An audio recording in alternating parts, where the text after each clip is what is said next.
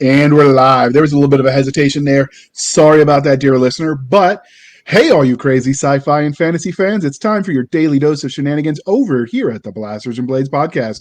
Just three nerdy veterans geeking out over our science fiction passions and fantastical fantasies. A place where magic is king, the sky is the limit, and space is the place. We are the podcast that puts the fun in dysfunction. So without further ado, we're going to do a little bit of some housekeeping for you, dear listener. You're going to notice a lot of episodes that seem weird on which hosts are here. It is officially summer break for our kids as we record this, and daycare is a thing, and whatever it is, what it is. So we'll make it happen. So sometimes it'll just be me, and sometimes my co-host will make it, but they're still part of the show. I haven't fired them. I did dock their pay, so they're only making half what they used to. But you do what you got to do. All right, Matt. Are you ready for this? Sure. Yeah. Let's go. All right. It. Can you, Matt Olerant, can you introduce yourself to our listeners and viewers? Yeah. Hi, I'm Matt Olerant. I'm a Thai American veteran of the U.S. Army. Used to be a cryptologic linguist for everything that came by. The Army taught me Arabic, and then they decided they didn't need it anymore, despite the war going on. That said, I'm out now doing my own thing. I'm here. I write sci-fi and fantasy. You can find me on Amazon. I got my own little author page going. JR has so graciously helped me out with that in the liner notes. I have two short stories published as of the moment. One in a Christmas-themed anthology, which I advise you to check out. I call it something like Tom Clancy meets Santa Claus, but I think that's copyrighted. And the other one's a post-apocalyptic short story. So, yeah, go ahead and check those out. I'm currently shopping a series of longer manuscripts around, trying to go a little bit traditional on that aspect. But, yeah, that's about me.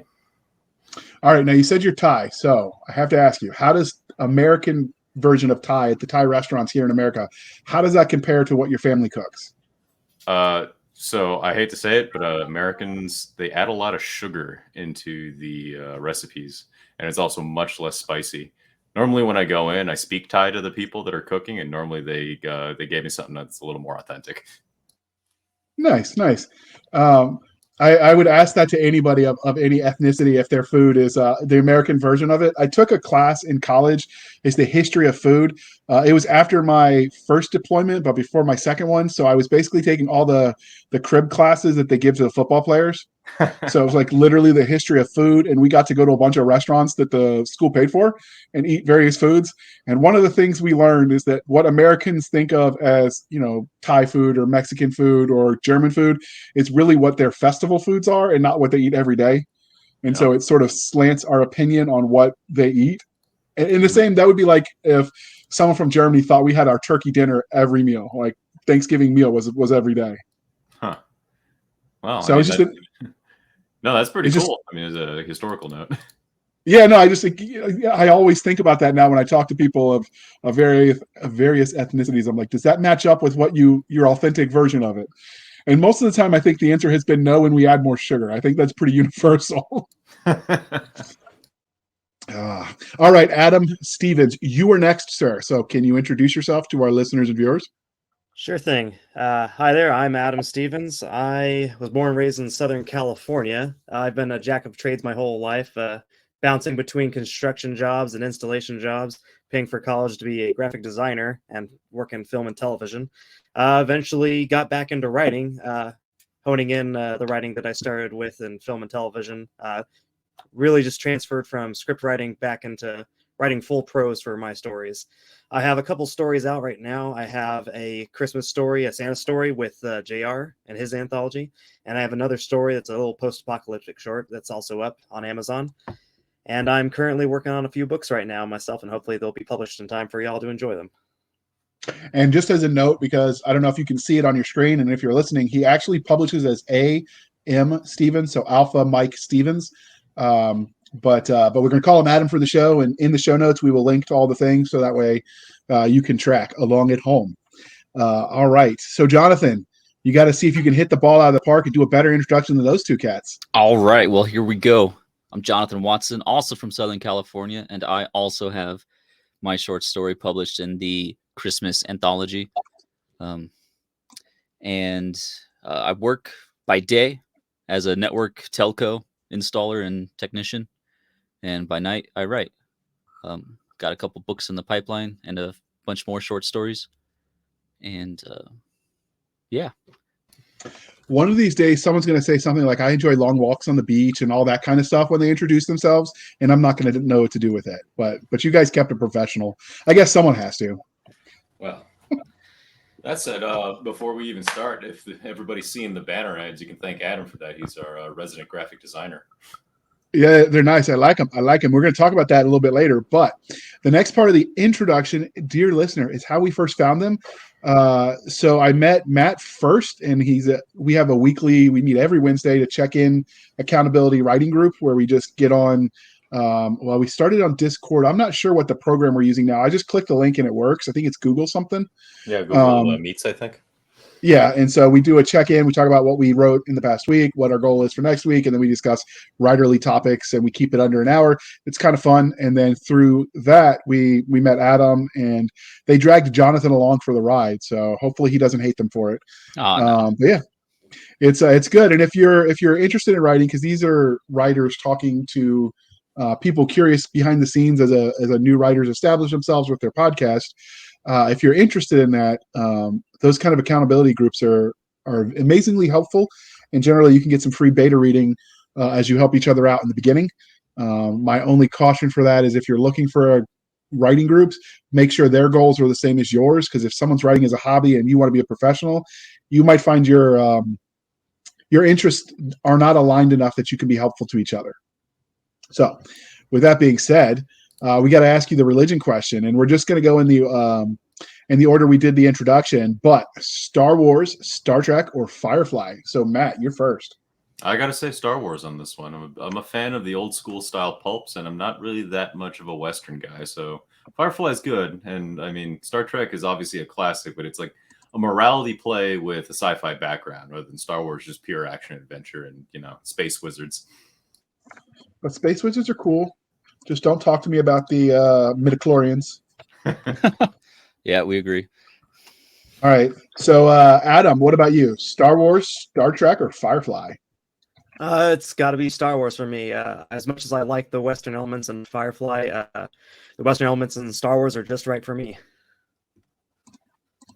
Okay. And now, because that was everyone. Did I ask you, Jonathan? No, you're skipping me.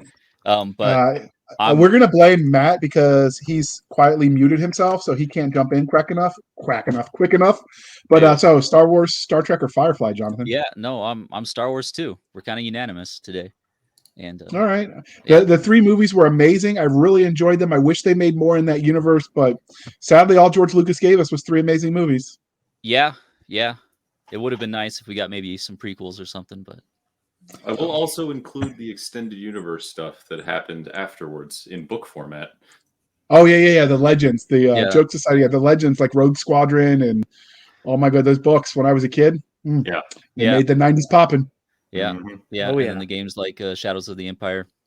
Yeah, didn't they have an Xbox game that was pretty cool too? I'm trying to remember. There was Battlefront, a ton of games. I think. Yeah, Battlefront. Battlefront. I remember playing that one on Xbox. That was pretty good.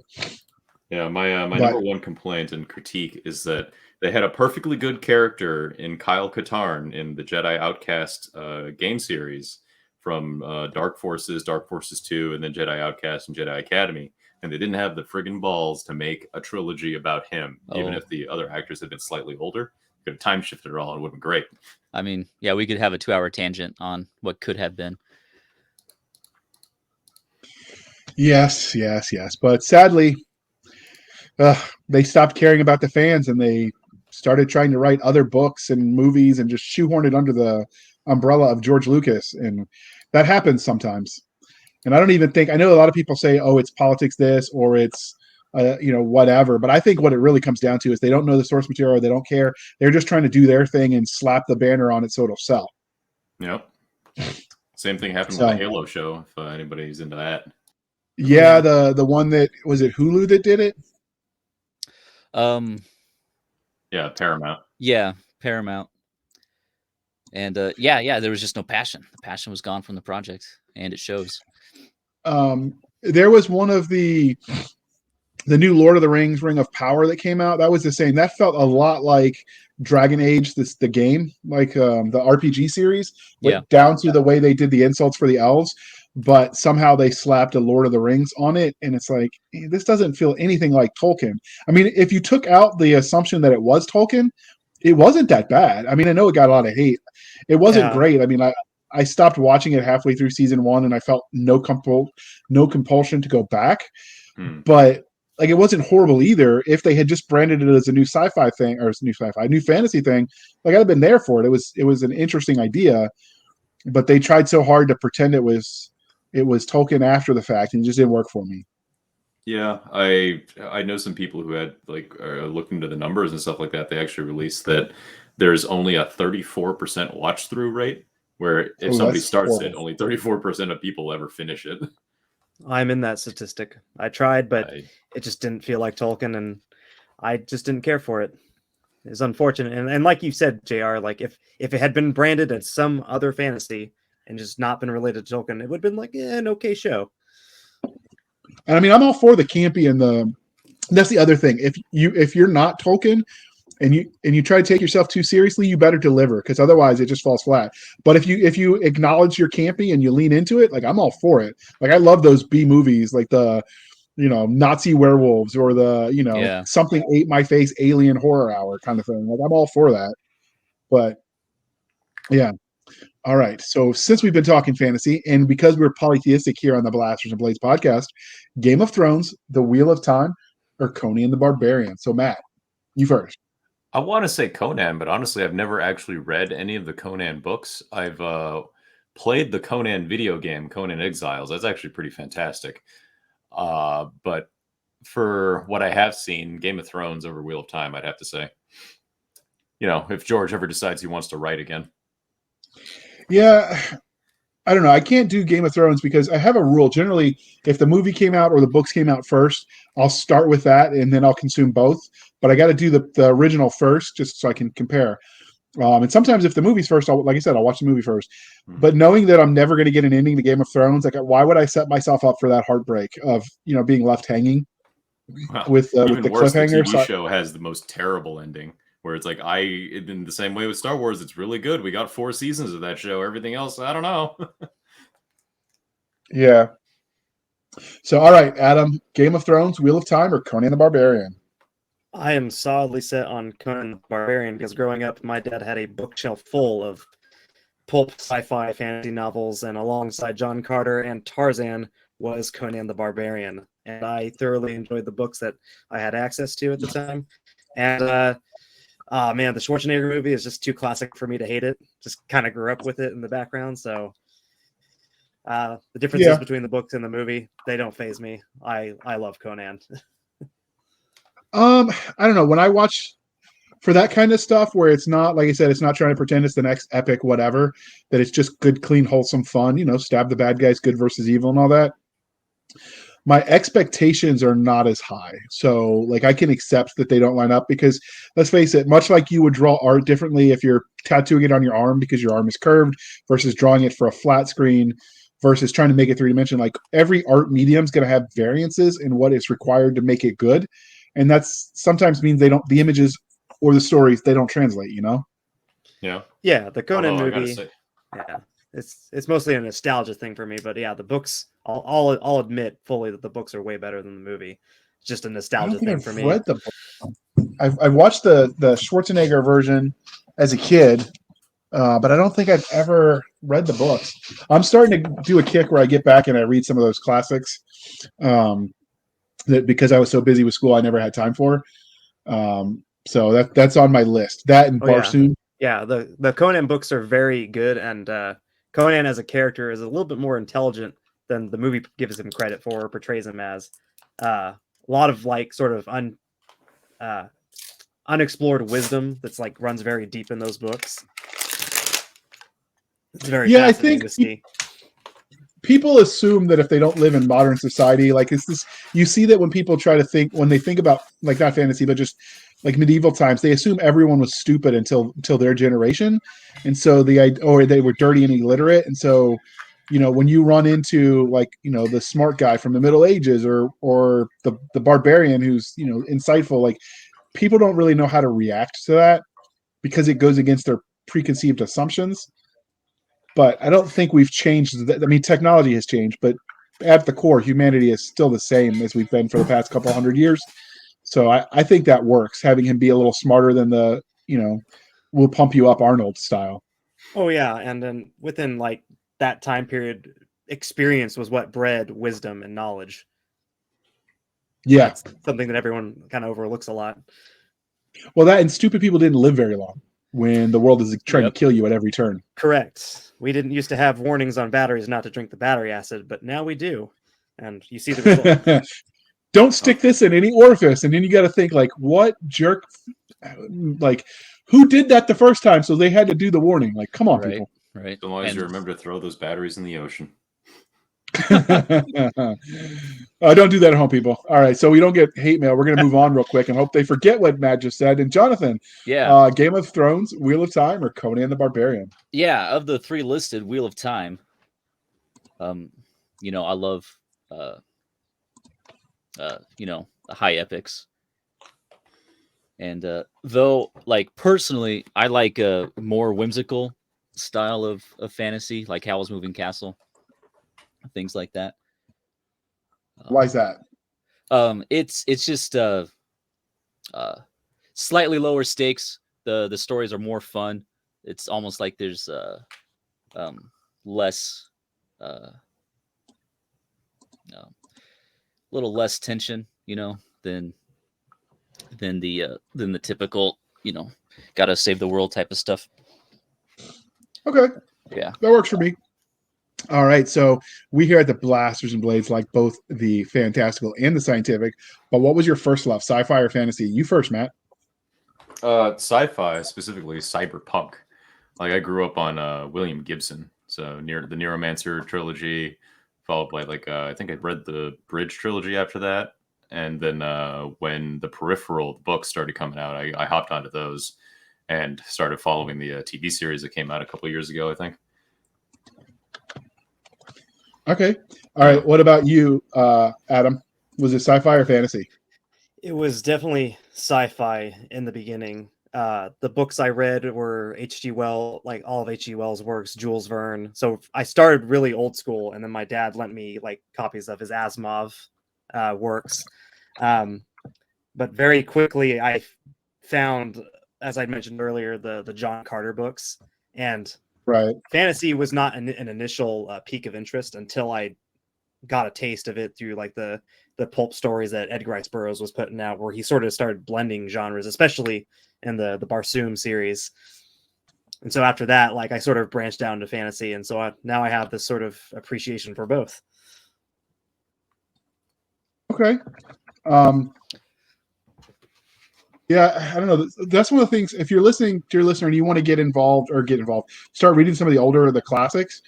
A lot of those are available for free or 99 cents as digitized reprints of the originals because they're in the public domain. A lot of them are. The Gutenberg Free Press is another option to get some of the classics for free if you want to start exploring. So it's definitely worth looking at. You can generally tell that's what they are because instead of a cover, it'll be just a monocolor with the title on it. But if you're interested in exploring the classics, I highly recommend you check that out, or whatever the library has for free ebooks that you can rent that way. So yeah, another series I would interject with is the Doc Savage series. He was actually an inspiration for Superman, pre-Superman when pulps were a big deal. They called him the Man of Bronze. And his whole setup was that he was just some cool, awesome dude who had an entire floor in a Manhattan penthouse rented to himself. And he had a crack team of like a lawyer, an anthropologist, and some other friends that like go out on adventures. Nice. All right, Jonathan, we don't want to forget about you this time. Nope. Yeah, so sci-fi I'm more or fantasy? Well, both definitely, but I grew up first with fantasy, and played a lot of video games like Final Fantasy and things like that. But then reading books like The Hobbit, Forgotten Realms, and the Black Cauldron, the Pyderian Chronicles, things like that. But I did grow up, like watching, Star Wars, and Tron. Tron was one of my favorite movies, and The Last Starfighter of all time. I would watch those movies as a kid over and over and over again. Okay, were you creeped out when he was the last starfighter and he went away and they had the robot thing trying to assume shape? Oh yeah, my god! yeah, That the first time it was creepy as hell at the time. Yeah. He would pull off the covers, and he'd be like half baked and just glowing with all those lights, like biomechanical luminescence. Yeah. That freaked me out. And then half the jokes, I went right over my head until I watched the movie again as an adult. I was like, oh yeah, that happens a lot. Yeah. Adam and Matt, did you guys watch The Last Starfighter? That is one of my all-time favorite movies. I wish. Yes. I remember I had just turned 16, and suddenly my relatives said, "Oh yeah, we need to get something special," because 16, I guess, is the age when people do that. But I think it was my uncle who got me a copy of The Last Starfighter. He's like, "Here, kid, you'll like this," and watched it. I fell in love with it, much like Jonathan. And and I wear the badge of the Starfighters proudly on my truck at home. I'm actually the odd man out here. I've never seen it. Oh, I have so a bunch of random gaps. No. Yeah, we'll force you to watch it later. But yeah, and then you could actually, since you're listening to this, Yet Another Writing Podcast is the title of this episode. It's because they actually will be hosting a podcast focused more towards other writers, but also I think just having talked to them in the pre-show and Matt on a regular basis, I think this is any nerd would enjoy watching the development as you guys kind of figure things out. So I don't think you have to be a writer to enjoy what they're doing. Having said that, now you've got an episode idea. You can do a review of that movie. Yeah, that's a great idea. So I think the book and movie reviews are kind of fun ones to do, and they're evergreen if you do them right. I mean, we did the review of Starship Troopers 2017, and then it got re-uploaded as one of our first archived episodes when we rebranded. And I still occasionally get hate mail for saying that I like the movie.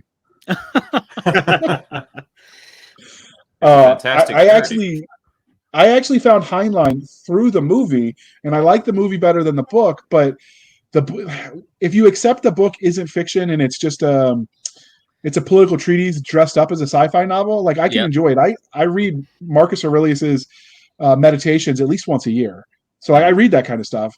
But it wasn't as action and adventure as I expect from mill sci-fi. So in that respect, story-wise, I liked the farcical nature of the movie, but I like the book too. But because I said that, I still get hate mail because those episodes are timeless. Well, you're about to get hate mail for this one too. I know, it's okay. But the movie introduced me to Heinlein, so yeah, definitely a big step. Yeah. Speaking of reviews, we are actually currently reading Hyperion together, so we might be able to sneak in an episode talking about that if we have a chance. Yeah, definitely highly recommend. I think they're 8 to 9 out of 10 books across the board. They a couple of little things keep them from being 10 out of 10. You got to read the first 2 out of the 4 together because the first half doesn't actually conclude the story. Okay. I mean the first book doesn't conclude it. Yeah, the series runs in pairs. Yep. Who wrote Hyperion? I've heard the name. I haven't read it yet, but I recognize Dan Simmons. Okay, that's what I thought. I just didn't want to say it and be wrong because then you're going to get anything wrong on the internet and you'll have lots of people. Well, actually. So, all right, yeah, that'll be interesting. You should do a review episode on that, and I'll have to check it out. So what is it about speculative fiction, which is the umbrella that sort of covers all the things we love? So what is it about speculative fiction as a genre that you love, Matt?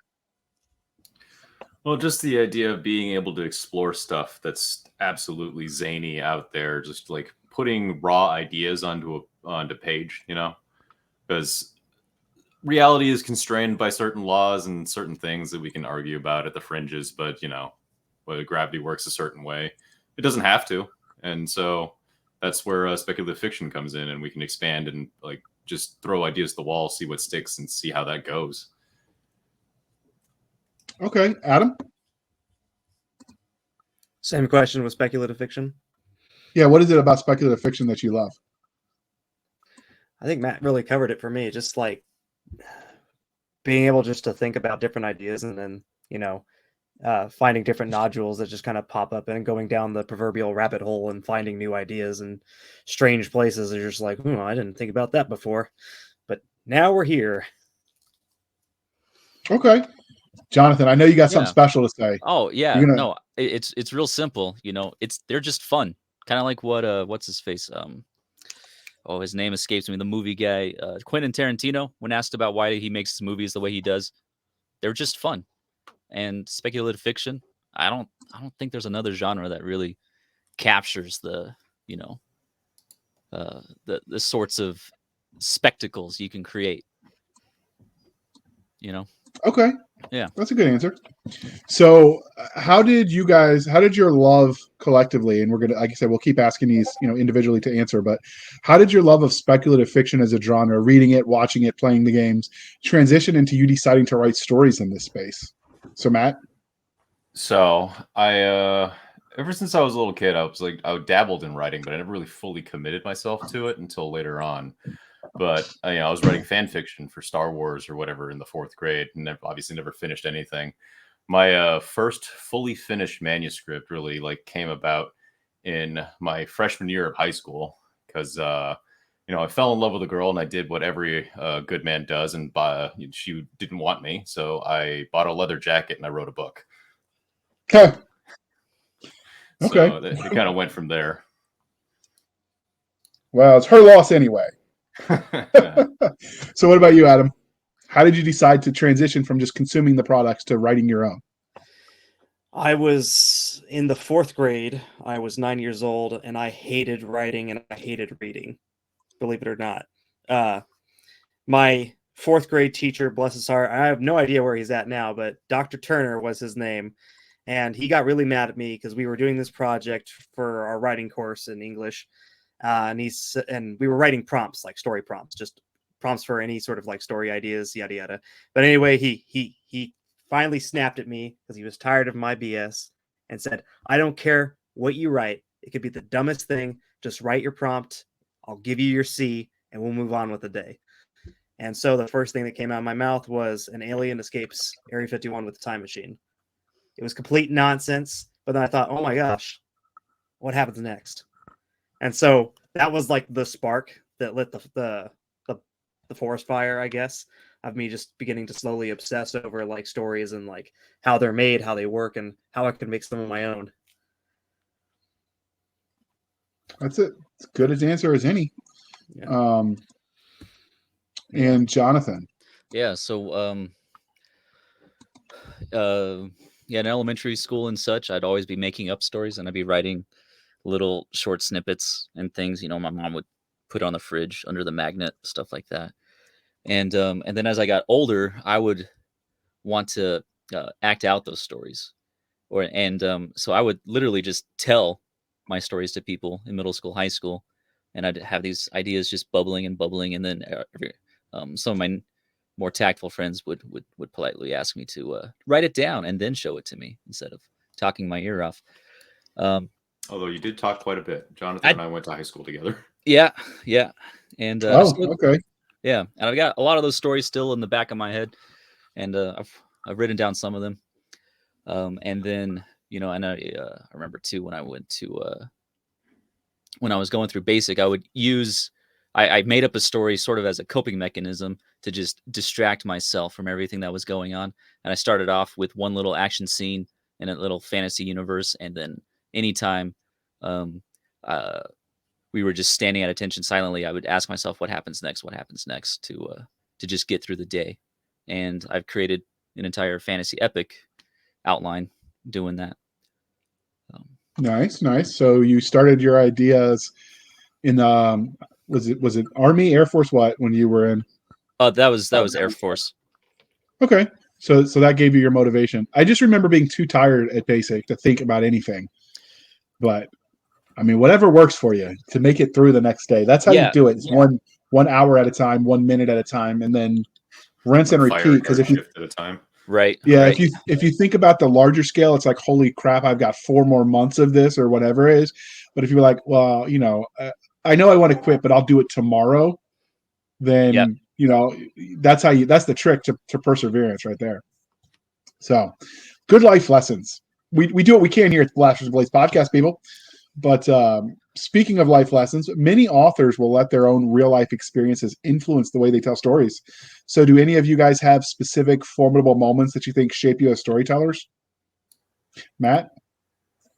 Oh, that's a tough one. The whole life experience thing in general.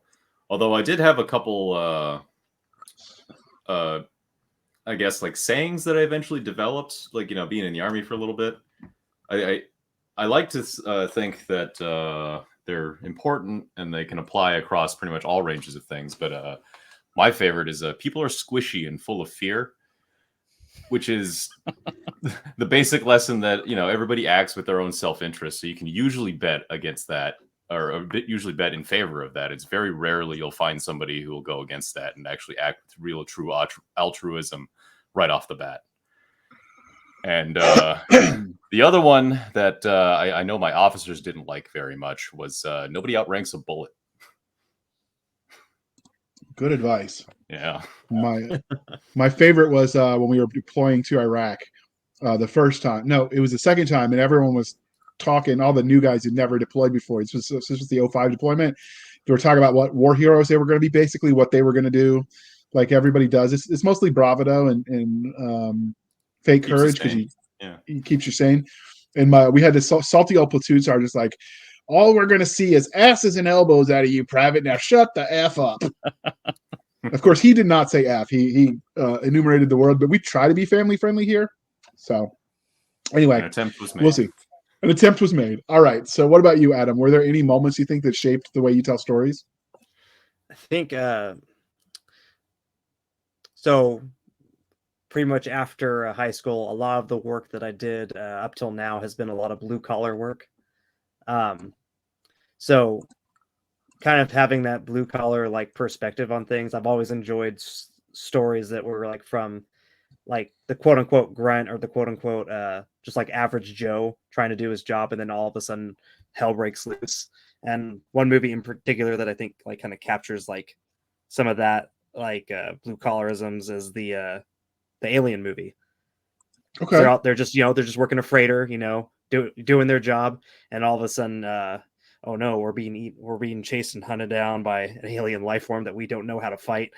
So a lot of stuff like that. I've always liked that angle on stories, because a lot of older stories, it's like very educated, very like upper class, like noble and elite people going on adventures. But I've always because I was spent, so much time as the average Joe, blue collar, I liked more of those stories that were just from that perspective of like, just the average person. All right. What about you, Jonathan? Yeah. No, I think definitely me telling my stories has affected how I write, because I generally, the voice of my narrator is a guy just speaking to you usually. And, and then those pivotal moments, like, going,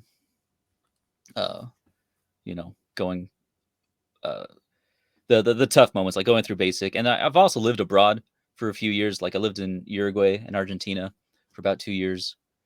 And, and I visited a few other places, and just seeing, I don't know, like the sort of, because in Uruguay, it's like there's some places that are third world country, and then some places that are first world country, and just seeing those worlds mashed together, it really just inspired. Like there's so many stories just looking at the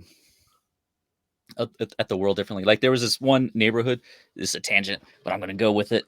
A bunch of like what do they call them? The corrugated metal houses were kind of along this riverbank, and then the river flooded, and a lot of people had to move out. And I remember getting lost because, one of my friend's houses in that area, I remembered it being like, oh, he's 3 streets up from the river, but now his house was like right on the river, and things like that don't really happen here in the States.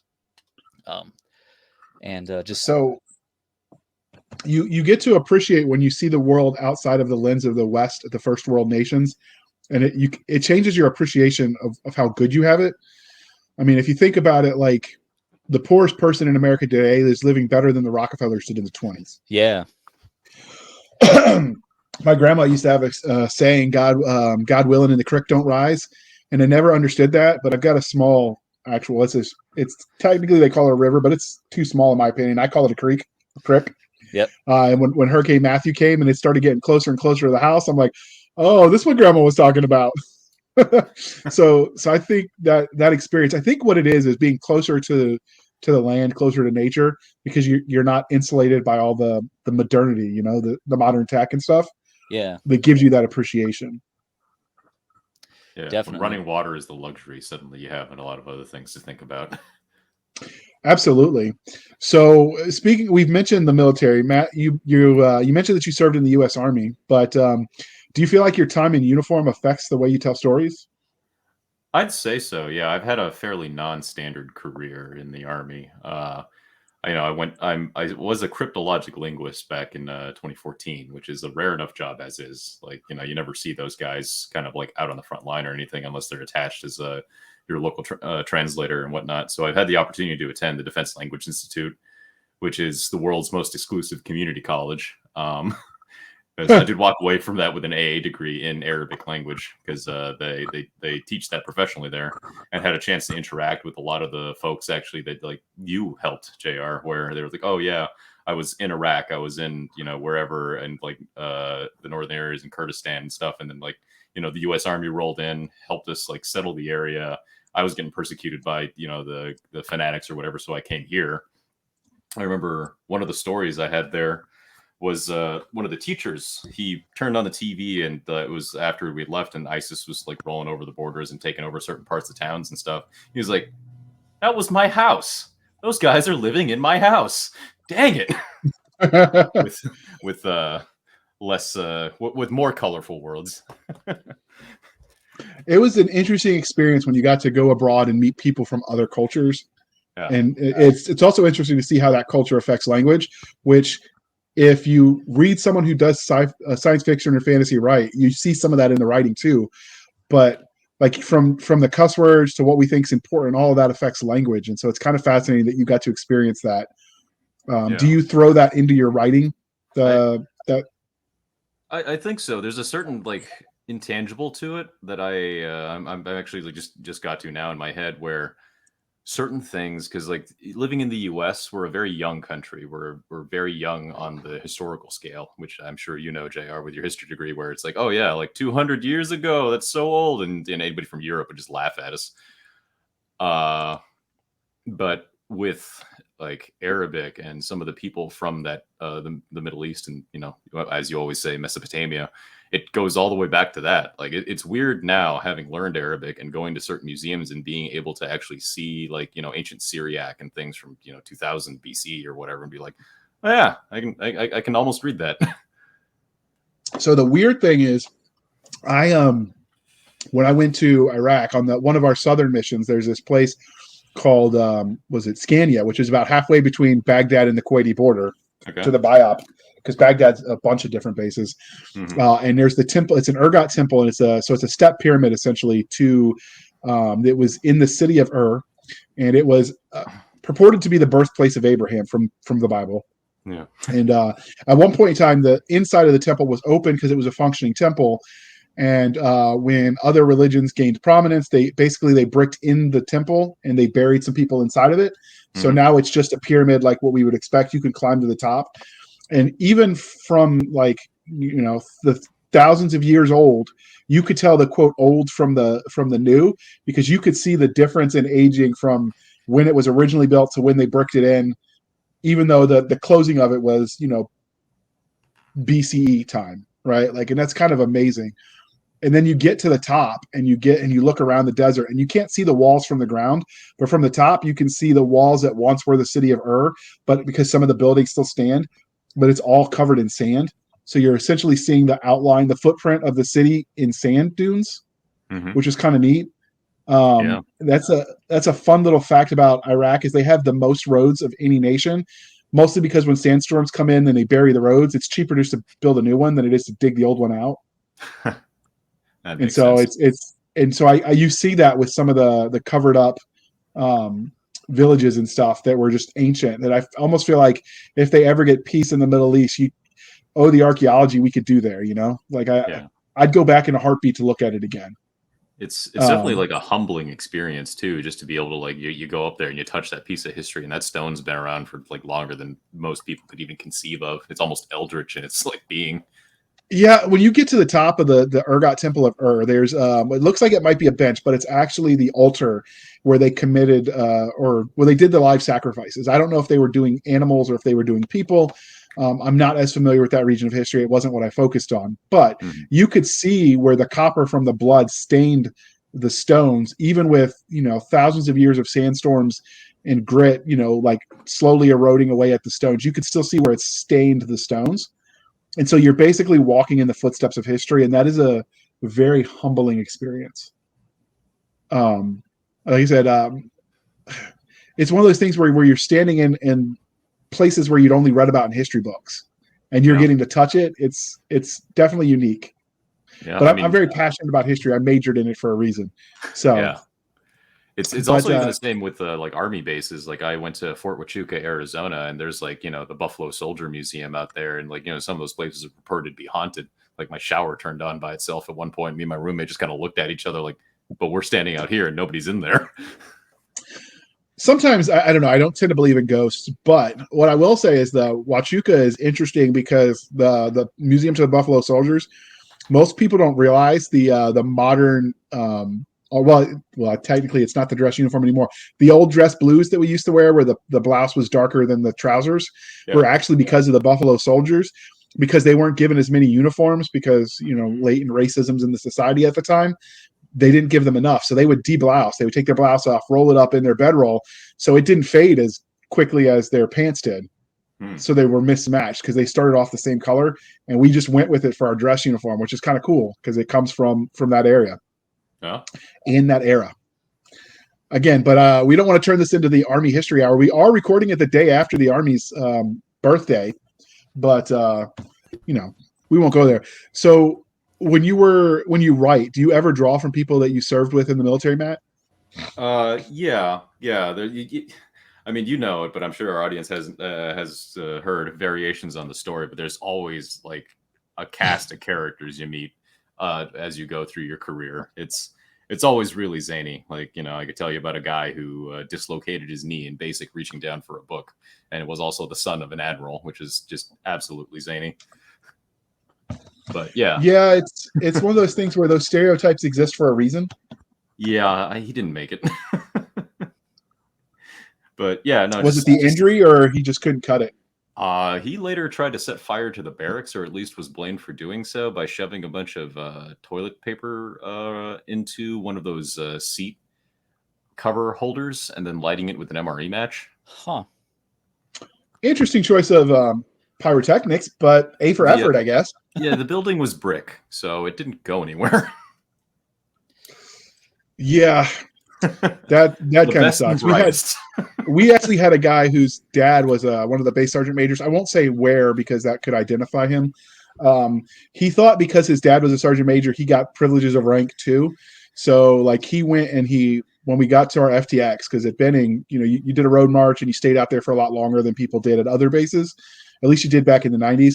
And so he thought he was going to sneak into the MRE containers and get extras because he was hungry, so he deserved it. And so there were like 8 people that went hungry that day because there just wasn't enough. And so when they found out he was in our platoon, they like smoked the crap out of us. Like we all paid for his malfeasance. And then to top it off, all through the night, they would just randomly drop CS gas around our position. So we actually had to gas mask up. Oh no. Just to mess with him. He didn't make it either. They found a reason to get him out, but it's just one of those things where everyone's got that one screwball, right? That messes things up for everyone else. Oh yeah.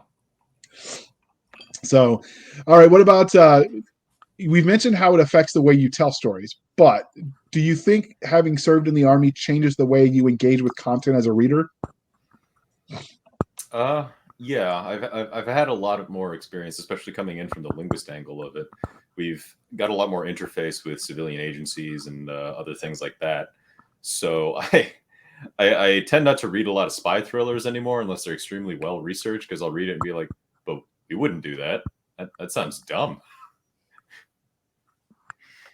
Or like, yeah. Or like, do you know how much paperwork is associated with doing that? That's crazy. I did there for a year. In triplicate, no less. Yeah. I can appreciate that because I had to fill out some of that paperwork when my Joes did stupid stuff. I guess it was payback. Like, your parents curse you, may your kids be just like you. I think your sergeants do that too. When you become sergeant, may your privates act just like you did. And they definitely got theirs back. So I actually talked to, so one of my college electives was Reagan's Cold Warriors. And there's a book titled similarly. And we watched I think it's 13 Days, the movie about the Cuban Missile Crisis. Sure. And they have this scene where the guy's like wearing a briefcase handcuffed to his wrist, standing under the very noir streetlight on a payphone. Yep. And he was the guy that was teaching it was the one who was in the book. Like that was him in real life doing that. And he's like, what kind of asshole does that? Handcuff anything to your wrist. It's like screaming, I've got something worth stealing. And he just went off on like the bad tradecraft. He's like, we would have never done that. Because he ended up, he enlisted and then retired as a colonel in the SF community. Damn. And he had some very strong opinions on how that movie portrayed the clandestine warriors. Oh yeah. So before we move on to the commercial, because we've been jabbering and I'm having fun, Jonathan, since you mentioned that you served in the Air Force, do you feel like your time in uniform affects the way you tell stories? A bit. My time was pretty brief. It was only 2 years. But yeah, no, just the difficulties associated with being with military life that I didn't expect as a civilian beforehand. Definitely gives me a greater appreciation. And I guess your question is, does it affect how I write? Right? Or Yeah. does it, yeah. Yeah, it makes me focus on or it makes me want to focus on those details, And like Matt was saying with spy thrillers now, it really bothers him when he reads a poorly researched one. I'm really aware of that now. And sometimes when I notice a mistake, or not a mistake, but a potential area where there's some nonsense going on, I have to ask myself, like, do I want to put in the effort to go hardcore and make it really realistic, or do I want to hand wavy it away? So I'm definitely more aware of those situations now because of my time in the military. Okay. Do you ever draw the people you knew when you were in? Oh yeah. Like there was, like Matt was saying, and you too. I mean, there's just really some silly stories that can only occur in that setting, And like a story from my basic, we had the 7 basic responses, and one of them was, "Sir, may I ask a statement?" Or sorry, that's where I'm leading up to. That was the part of the, "Sir, may I make a statement?" or "Sir, may I ask a question?" And there was a guy in basic who said, "Sir, may I ask a statement?" And normally if we correct ourselves immediately, they would let us, move on like normal, because that's what they wanted to encourage. But the guy, the cadre member, he thought it was kind of funny. So he stopped and he was like, no, I want to hear you ask a statement. And, he thought for like 5 seconds. And then he said, "I am Ron Burgundy." And for us, that was hilarious, but, we couldn't laugh. And outside of that context, sometimes when I tell that story to people, they're like, okay, that's kind of cool. And then other people that kind of get it, they find it hilarious as well. So that sort of mentality and opportunity for just quirkiness like that, I haven't seen it anywhere else. Okay.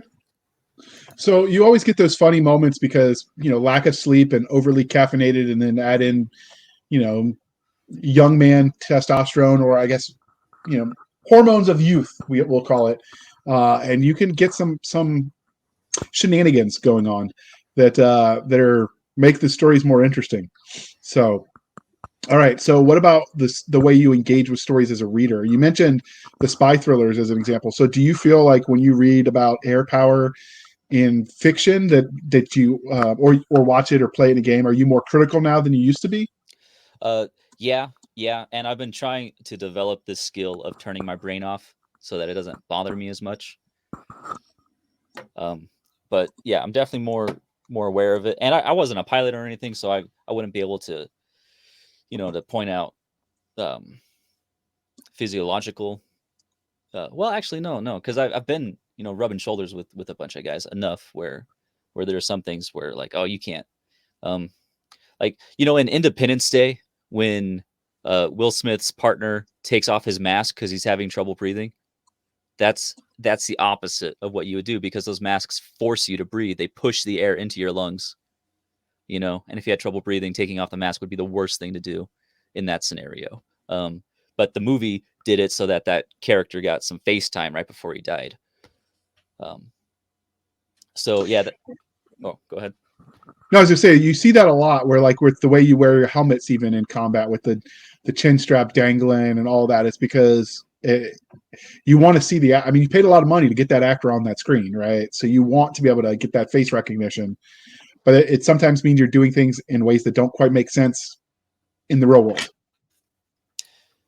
Yeah. So. And I find myself asking too, like, even when I'm writing a story, like, would people talk like this? Like, yes, no, maybe. And then, does this make the story flow better? And I feel like sometimes you just got to make that concession to make the story better. But then, I wonder to myself too, like, if I spent more time to craft a better scene or scenario, could I get the best of both worlds, where it is accurate but also flowing and enjoyable to read? Okay. Well, now we're going to transition from the writing side and get a little bit on the fan angle. So you guys are all newer authors. So what are you looking forward to the most as milestones of a writerly career? So it's like autograph requests, fan clubs, fan interactions. I don't know. What are you guys looking forward to the most, Matt? I'd like to be able to hear a third-party conversation about my book saying how good it is, or a recommendation. Like, if somebody else is recommending my book to someone else, that would be great. Okay. What about you, Adam?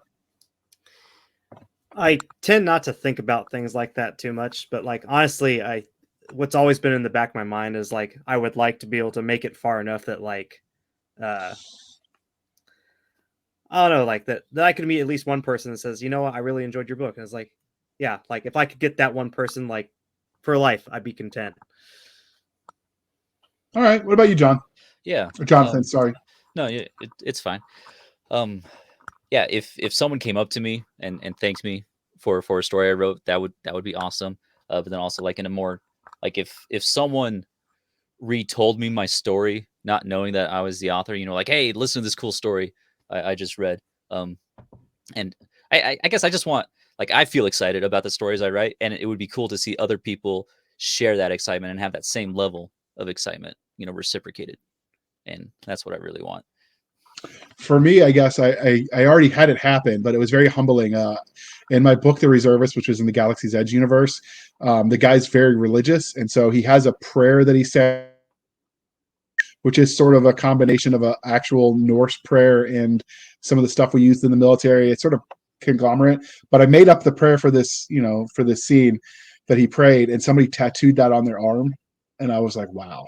Like, that's forever. Like, that's commitment right there. Yeah. I don't even know that I'd tattoo my own writing on my arm. So, yeah, that for me was like, holy crap, we've arrived. Now I just need the money to go with it. But, Well, standard writer's rule: as soon as you tattoo anything yourself, on yourself, you're gonna find a spelling error. Yeah. There's so many memes about that with the infantry where they get tattoos and they spell it wrong. I would be afraid. Be very afraid. All right. Well, now that we've introduced our three guests and we've spent an hour doing it, I've had a lot of fun. We're going to pause for a moment while we shamelessly shill for the man. When the UN invaded the freehold of Grenya, the intent was simple: force a non-compliant star nation back into the collective. The haven for every independent, rebellious, self-reliant adventurer in human space for the last 200 years. Grenya has resources beyond measure, and its inhabitants have one goal in mind: make the invaders suffer for their presumption. This isn't just resistance, it's vengeance. Freehold, Resistance, a collection of hard-hitting tales gathered by series creator Michael Z. Williamson and BaneBooks.com. All right, thank you for sticking with us through that commercial interlude. But now let's not dally, and we're going to jump right into the topic that brought us here, which is their podcast.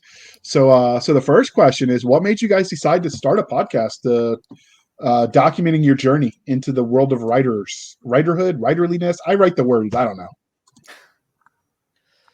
Yeah, well, we were talking about it for years, and we just thought it would be a good idea to share that with other people, because we figured there would be a lot of people in that boat, and kind of like those time lapse videos of a of a kid from 12 to 24 or whatever. It's really neat to see, and we thought it would be really neat to share our journey with other people who could see the similarities in themselves as they're going through the process. Yeah. Does anybody else want to elaborate on that? Yeah, sure. I mean, I thought, coming into it with our writing group, I think was definitely something that was unique to and worth telling. Because when we started this group, myself, Adam, and Jonathan, we started getting together to do just creativity jams. Essentially, we'd meet on Friday nights, back in 2019 or something like that, just to, this is the time set aside to get work done. And eventually, Jonathan was actually drawing back then, and then he got folded into us writing prose.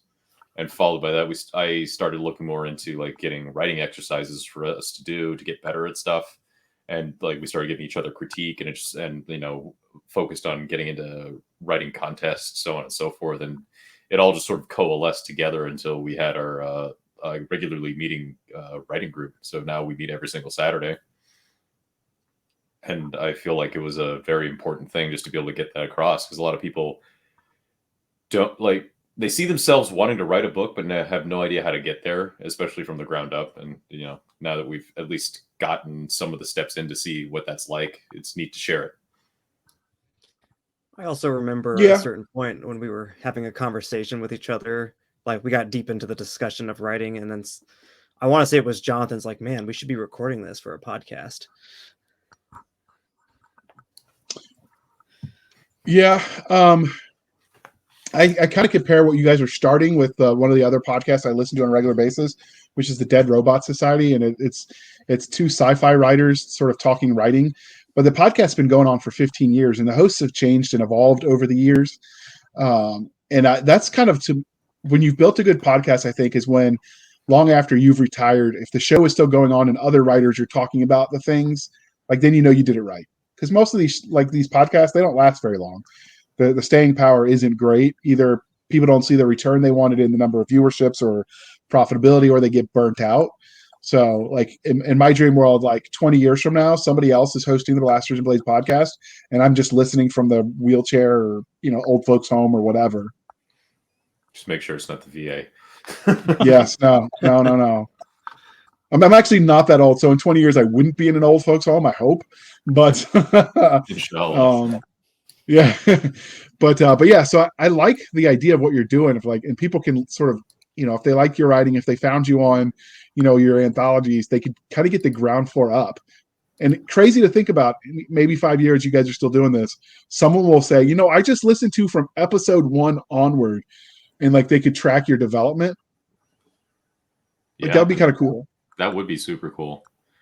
If you want to see what that's like in real time, Jack Campbell, John Henry, I don't know how he's branding them anymore, but it's the same person. His Lost Fleet series, the narrator is amazing, but you can hear, because he was at the beginning of his career when the first book came out, and now he's established as the last one came out because, it's traditionally published, so it's a slower production schedule. And you could literally hear the guy's skill set improve over the course of the series. As a narrator, that kind of stuff is fun to watch. Yeah, definitely. So, all right. So before we get started too deeply, what is the age range for the show? Is it family friendly? You warning people in advance about the F-bombs and the Army barracks talk, or what? We've tried to keep it mostly family friendly. I think there might be a word or two that slips in there. So PG-13. But mostly family friendly. It shouldn't be it's too harsh on the ears. About writing, it's not super hardcore. Yeah. I suppose it depends on what you're writing. Right. Yeah, we're not doing the romance genre or things like that. So high school and up, I suppose, is the demographic, or really people that want to write or enjoy talking about writing. Yeah, and we actually have an episode in queue with Jonathan going on his little rant about fake curse words. Actually, surprisingly few actual curse words in the fake curse word one. who was it? The Writer Dojo with Larry Correa and Steve Diamond did one of those episodes, and then they had where they were actually saying the cuss words, and then the editor bleeped out every one, and it almost sounds like they were tapping Morse code. I think they had way too much fun with that episode. Yeah, I don't know. It's an interesting topic, so I'll have to check it out. But so, what would the 30-second elevator pitch be for the Yet Another Writing podcast? It's a podcast with the three of us discussing salient topics about writing and lessons that we've learned in the past week or two that we've been getting as we go along, working on our manuscripts or trying to enter contests, or sometimes we even actually go over exercises that we've done together and show how our editing process works. Okay. All right. Did I make it? Was that in time? Yeah. You're good. You're good. So the podcast is Yet Another Writing Podcast, but the graphics you gave me is The Illiterate Bastard. So what's the story of that? That spawned off of we were discussing Tolkien and his writing group and how they just kind of had their own name. Do you remember that, Matt? What their name was? Yeah, they were the Inklings. I had just read the C.S. Lewis focused biography about him, and it was self-titled that way, The Inklings. But that was their group in Oxford when they were all still together writing everything, like before, during, and after the war. And so I had actually posited to you, like, hey, like we should come up with, because like I was the one that had come up with the name of the podcast, and talk about that in a sec. But like I was like, Adam, or anybody really, like I don't know what to call our group. And then you threw this name out there and it stuck. Yeah, because I had just watched what was the movie? The Quentin Tarantino movie, Inglourious Bastards. And because our group was focused on writing, I was like, okay, what about the Illiterate Bastards? And somewhere along the line, it just kind of stuck and nobody opposed to it. So it just kind of became our thing. Yeah, okay. So I suppose Yet Another Writing Podcast is the podcast, and then Illiterate Bastards is us, the hosts and group. All right. I can dig that. So tell me about this image. So one of you generated this. So first, the image that we're looking at, which is three figures with interesting heads and a library in the background. And it says The Illiterate Bastard on it. It's black and white grayscale. I dig it. For the colorblind among us, top keck. But so what's the story of this image? I want to know the details. So I had stumbled upon a couple of AI artwork generators that were actually powered through Discord. And I believe the one I was tinkering around was this called Blue Willow. You can probably find that on Discord somewhere. But yeah, no, we were looking for ideas for this, and I figured my original image that I was looking for was to get like three guys sitting around an old microphone, like an old studio, back in like the radio days of talking into the can. But I was having very poor luck with that. But I was like, you know what, let's do something classy, and I kind of got a good generated image of three guys like in suits and ties. And then I thought, man, why don't I just stick our avatar, our gamer avatar, whatever images over this, and just call it a day. And most of us had pretty much had like AI generated avatars at that point. Matt had the cat. I had the man with the gas mask and cowboy hat. And Jonathan had always been known as Spaceman Dirk online. So fitted the space helmet up there, and all three of those all three of those little heads are AI generated as well. Used my little photoshopping skills I picked up in college and high school and compiled this lovely little image you see here. So that is not you in the suits that you just changed. Those are AI generated as well. You're not that svelte anymore. No. I wish. No. The entire image is AI generated aside from the text, which was compiled in Photoshop. I really like it. It's nice. It's nice. So you guys use that as your branding, the Illiterate Bastards? Yeah. The picture is as our banner on Facebook, and I haven't talked to Matt yet, but we are on Spotify, so I'm probably going to discuss with him getting that banner also up on Spotify and the other platforms that we go on to. But yeah, and then we have the other logo that like kind of sits in the corner of our Facebook page is the big IB in Gothic print letters. Okay, I like it. I like the Gothic letters. I like the black and white and the grayscale because that works perfectly for the colorblind amongst us. It's print, so why not? Yeah, absolutely. And you could even insert that into your books if you wanted to. or newsletters, whatever. Like there's room to grow with that marketing angle. Oh yeah, and I intend to keep working with the AI and produce more images for our podcast, because eventually some of our episodes are going to go up on YouTube. So I'm eventually going to figure out something for maybe an animated video with AI generated art. We'll see how it goes. Somebody suggested a VTuber because they suggested it for me, but that's too much work. So what can we expect from this podcast? Like, what kind of things will you be doing? Well, we're going to be going over our journey and then giving or repeating the lessons that we've learned for ourselves and just trying to share that with other people. So we've got a few episodes, like Matt mentioned. I rant about fake cursing because as I've been reading other stories, sometimes it just irks me, and I just want that to be better. And also, we're going over some of our old exercises so we could see what our writing was like as we started, and getting our own critiques on it. Yeah. Okay, so go ahead. Yeah. One prime example of like a lesson that we've kind of learned, and it's the tagline at the end of each episode, is just show up. The number one rule to anything that you want to accomplish in life is just showing up and putting in the effort. So that's been our sort of slogan this whole time, also during this journey. Yeah, that's probably our first and most important lesson thus far. You're not going to do something unless you're there to do it. Yeah, you can't edit a blank page. Yep. So is it always just going to be the three of you? Do you foresee yourself doing interviews, book reviews? Like, Yeah, we intend to bring other people in. We've already had one of our other friends who just has started his own writing journey on one episode. And one of the things that we want to do for some of our episodes is interview people and who've had, just different careers. Like Matt, for example, with his career in the Army, we were thinking about asking him some questions like, so that people can get insights into, just different career fields. And, some things, like we were discussing earlier, like in movies, when you see certain things and about it and how it works, and you're like, no, that's not how that works. So just kind of get little insights from people. So we have a lot of things like that planned in the future. Yeah.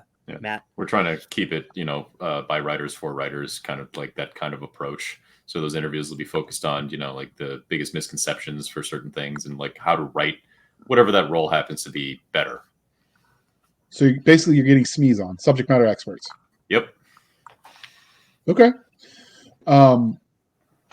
So how are you finding your guests? Is it all people local to you in Southern California that are in your writing group, or are you going to be branching out? Yes and yes. Okay. I mean, right now it's we're sticking to local people that we know and such. But as we grow and expand, will our net. Yeah. And Okay. so we're hoping to find some more definitely like niche and interesting folks that like people may not be thinking about. Like I have a friend who is excited to be on whenever we get around to it, but he's based in DC. He's an intelligence analyst now, but he actually used to be a line cook. And I want to ask about restaurant touring, because that's something that a lot of people see, but they never really absorb the problems or actual details of. And if you're writing with the genre of chick lit, it's not uncommon to have them set at restaurants. So that would be, for some genres, that information is good to know. Yeah. So are you focusing your podcast on the genres you're specifically writing? Or is that just unintended of you speaking from your experience? Like, would you be interviewing people that write other genres like romance or, whatever, mystery? I mean, that's definitely open. We're definitely looking to see, I dabble in mystery every now and again, but getting people and other authors from other genres with their own lessons, and because each story type has a different structure, would definitely be something we're interested in having on our podcast. Okay. So are your interviews structured like ours, where we have the template that we use and then let sort of go off of and then let the guests talk? Is it going to be more just sort of a free range kitchen table kind of conversation? Like, what's your goal? The goal is a little bit of structure. We definitely want to get big questions in, like, as whatever that job is, what do you think is the biggest misconception that people see in popular media? So if I were interviewing you, for example, like as a former grunt here, what's the biggest misconception and like mistake that you see in popular media about your job? Well, if I was going to answer that question, I'd say the biggest one is the idea that it doesn't bother you when you kill people. Like, yes, there's a word for people like that. We call them sociopaths. So I see that a lot in military sci-fi where it's like, okay, we go out, we do the things, we kill a bunch of bad guys, they kill a bunch of our friends, rinse and repeat, and we laugh at the end like a bad G.I. Joe episode. And I'm like, no, that guy's going to be crying in the porta potty for a couple hours because his best friend's guts are hanging all over his uniform. Like, no, that's not how that works. Yeah. So that's the biggest one I see in fiction. So those are the kind of things that you're going to ask lots of guests. Like, how are you going to pick them?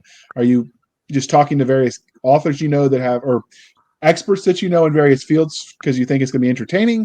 Are you going specifically like, I want to talk about this, and then finding someone? Like, what's your process to get those booked? More of the former, a little bit of the latter, I suppose, where it's like just the people that we know. But like between the three of us, we do have quite a fair few friends in interesting, different, and varied positions with their different subject matters. But if something comes up and you're like, man, I really want to talk to somebody like this, and we'll do some hunting. Okay. See, I couldn't do we have a couple guests that when we bring them on, they always end up, we discuss food, and then I feel like a fatty because I'm like, oh man, I know I just ate dinner, but I'm hungry again. So yeah, I could see some of those though are gonna lead you to breaking your diet if you're talking to line cooks and chefs, and Right. that's gonna get interesting. So, are you going to keep it to your experts at least? Because it just fascinates me. Are you going to keep it to people that are experts on the tangible? Because we got people that would say they're experts on ghosts and they're ghost hunters. I'm from Missouri. You got to show me. Not literally from Missouri, but so are you going to keep it to like the tangential? Like, yes, definitely he's a pilot. Pilots are real. Planes are real. We go. Or are you going to talk to like the Yeti hunters and the ghost hunters and those people as well? Honestly, we haven't talked about that much, but that sounds interesting. I'm sure there's something we could glean from interviewing those types of people, at least how they live their lives versus how people like them are portrayed in media. Whether a person believes in what they believe or not, their lives are real. So there's probably a lot of information we could get from them. Yeah, it's I don't know. I've been watching some documentaries on what is it? Curiosity Stream, which is basically like Netflix but for documentaries. My family calls it Nerdflix when I watch the documentaries on there. There's a couple other ones that have popped up since this one, but they've had some about the legends and lore of Sasquatch. And I got into it because there was one of the insider podcasts that Jason Onsbach and Nick Cole did, where Nick talked about Yetis might actually be fallen angels from some of the, like, he was listening to something. I don't remember if he was saying he believed it or just that some people believed it and he was listening to a podcast, but it got me thinking. So I went to Curiosity Stream. I was like, I wonder what they have. And I watched a couple of documentaries. So, with your show, like, do you see an end to this? Like, when you guys are established professional writers, are you gonna be like, okay, we're done? Or do you foresee yourselves continuing this long into the future?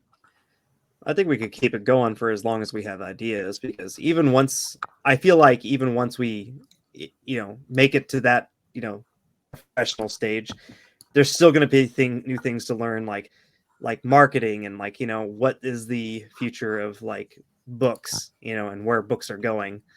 So we're still going to be continuing to learn things. And as long as we're continuing to learn things, I suppose we're going to keep making episodes. Yeah, the futurisms concepts is definitely something that will be constantly evolving as technology evolves. I mean, there's plenty of things that were science fiction 30 years ago that are now science fact, right? Like some of the inventions that came out of the Star Trek, right? Like Miguel, something I can't. The warp drive inventor. He was a Star Trek fan. I'm drawing a blank on his name. But he actually was a fan of Star Trek, so he wanted to see mathematically if it was possible. Yeah. I mean, especially with the way our journey is going, if once we're at a professional level, there's still lots to be discussed about the lessons that we've learned from going into that, especially since like 10 years ago the indies weren't that big, and then by the time 5 years ago they were huge and people were making a living off of it, and now we're reaching this weird flashpoint with like your problems with Kindle Unlimited and so on and so forth. Just keeping up with the industry is another level of thing to keep up with, and I'm sure we'd be able to pass on the the harsh lessons you learn through mistakes, at least to people who are willing to listen. Yeah, if nothing else, once we become professional, we'll be in a better position to share advice and experience. So I did a quick Google because I couldn't remember how to pronounce the guy's last name. It's Alcubierre. I think if I'm pronouncing the phonetics right, that's what it is. But he was a Mexican physicist who invented the mathematical formula that proved that it was possible to have a warp drive. Of course, the power requirements were more than the sun puts out in its lifetime. So, we need that 0 point cold fusion that's always 20 years away. But like that formula wouldn't have existed, proving that it was in theory possible if you hadn't had the authors dreaming it up first, right? Yeah. And so that's an interesting discussion point for you guys. And yeah, some of the things that hurts the worst in the writing career side of things is some of these, especially if you're indie, some of these lessons are expensive and they hurt your wallet too. That I've learned the hard way just publishing anthologies. Yeah. Oh, looking at you, Area 51. It's the only one I didn't earn back on. Woof. The FBI came and cockblocked the whole storming Area 51 thing. Uh-huh. I just take comfort in the fact that there was some colonel somewhere sitting in a briefing talking to generals and having to explain the concept of Chads and Beckys and Karens and Naruto running and trying to, keep a straight face at all the shenanigans. I think I saw a picture of that of one of the Air Force slide briefings of someone Naruto running. Yeah, it's one of those things where and I'll say this, I've said this a bunch of times privately, but if the Air Force hadn't taken it seriously and they just let it be basically the Woodstock of our generation, where people showed up and had a concert, because that was what was planned to happen. The gimmick to get people there was, let's see what's in Area 51. And I'm sure you would have had some idiots who actually tried to break into Area 51. But as a general, most people were just going there for the party. If that had happened, this anthology would still be selling. Yeah. But because I tried to time my launch, because timing matters, instead of as soon as it was ready, getting it out there, I tried to wait to time the launch to the actual event. Meant that once the FBI shut it down, sales just disappeared. Oh. And on top of that, if you're going to write pop culture issues, you better be Johnny on the spot and get that stuff out quickly. But I let 36 stories in because they were all so good, which meant editing and formatting. I actually had to tweak the formatting perimeters under Vellum to get it all the words to fit, because 2 stories didn't fit otherwise. If I drop that book on you from 3 stories up, you're going to die. It's going to kill you. It's that big. Yeah. The old Brandon Sanderson Chihuahua killer. Yeah, basically. And so that's one of those things where any author that's ever dabbled at advertising would tell you the same thing. Those lessons come in painful pocketbook mishaps. Yeah. So anyway, we don't normally talk about the writing side thing on this podcast, so this is the first time our audience is hearing some of that. But I would say the story creation that you guys talk about would be applicable to people that are, writing their own fanfic, or that are, designing worlds for their RPG campaigns with their families and friends. Storytelling is storytelling, no matter what you do with those stories, I think. Yeah, definitely. I mean, we've got episodes covering that, and where we just kind of go over where do we get our ideas from? How do we slam 2 ideas together to make a new one? Then how we get that from there onto paper or wherever we decide it ends up. It's one of those things where you don't really appreciate it when you're on the outside looking in, but you hear new authors ask all the time, where do you get your ideas? And my question is always, how do you turn them off?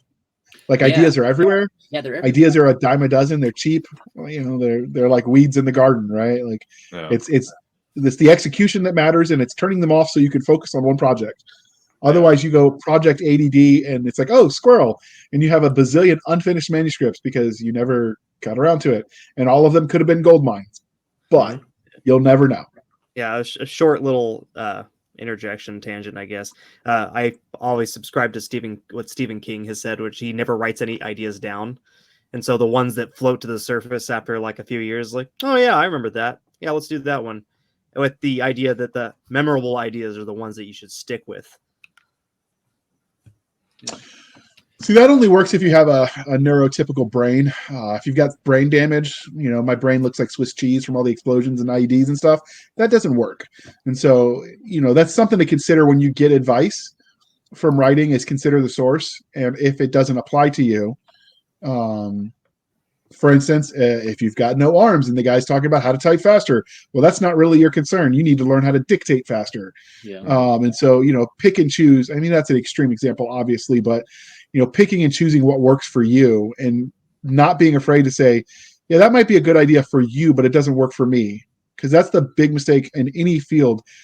I mean, obviously science is science, but when it comes to the liberal arts, like there's definitely room for variance. Yeah. And that's true for any advice anyone gives. Ask yourself, is this applicable? Yeah. Well, that, and you're always free to say no, which was like another thing like we discussed in our episode about taking critique. Because, someone says like, oh, you should make these edits. You were the author. You were free. Like, I don't feel like it. That doesn't make it sound the way I want to make it sound. So I'll give you, for instance, when we were doing the sci-fi shenanigans, and then in the first season of Blasters and Blades, we sort of got rid of it. We used to do the good, and we'd mind the reviews of the book we were talking about, and we'd find the good things and find the bad things and sort of talk about it, and not in a gotcha method, but more just sort of analyzing what readers' feedback was. And I realized that any author, you would find, person A gave it a 1-star because of cussing, and person B gave it a 5-star because cussing. And so for every person that hates that thing, there's going to be someone else that loves it. So that's why we say at the end, please be kind and speak your mind on the reviewing platforms, because your reviews help the right reader find the right books. And it's we say that every time because it's true. It's like, what works for you might not work for someone else, and that's okay. Oh yeah. Yeah. And you can strip your voice out of a story, I think, if you edit it too much or listen too much to other people. Yeah, that, or you end up with somebody else's voice in your story. You don't know what to do with that. Yeah, and that goes with you working with editors too, because some editors are frustrated writers, and so they try to make your book sound like what they would have written. You don't want them to do that. You want them to help make what you wrote better, not into what they would have written. Yeah. And so that's the first lesson, is learning that, like you said, you can say no to the various. Yep. Well, I think the lesson slightly before that one is to not take it personally, because they're not there to attack you. Yeah.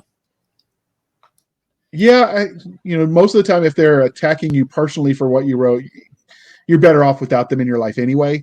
But yeah, you got to develop a thick skin. Yeah. If you ever want to feel better about your own writing and you're a new writer, I would say go look at, any best-selling, author, a Brandon Sanderson or a Stephen King or a Dean Koontz or, insert famous author, and you look, and they still get 1-star reviews too. Yep.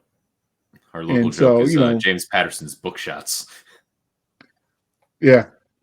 So that's something to definitely consider.